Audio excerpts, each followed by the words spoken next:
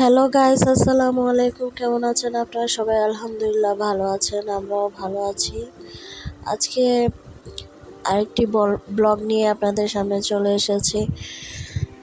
বাচ্চাদেরকে স্কুলে পাঠায় দিয়ে আমি কিছুটা কাজ করে ফেলেছি, কাজ করলাম। ফ্যানটা চললেই কাপড়গুলো বটে যায়, এই জন্য আবার একটু ঠিক করে দিলাম।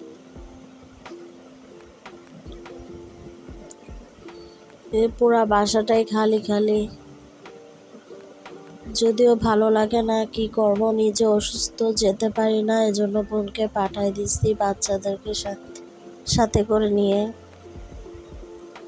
বললাম আবার ব্যাক করবা, বাচ্চাদেরকে খুব সাবধানে নিয়ে আসবা, এই আর কি, এগুলো বলে পাঠালাম বোনকে। এদিকে আমি ভাতও তুলে দিয়েছি, দুপুর হয়ে আসছে, এজন্য একটু ঘুমাই গেছিলাম। বাচ্চাদেরকে পাঠাই দিয়ে ঘুম থেকে উঠে কাপড়গুলো ধুলাম।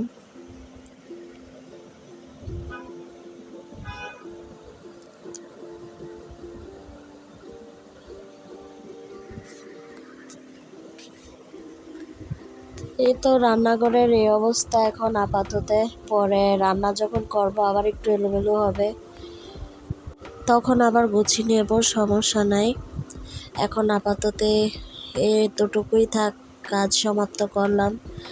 সবাই ভালো থাকবেন। আজকের মতো এই পর্যন্তই। আসসালামু আলাইকুম।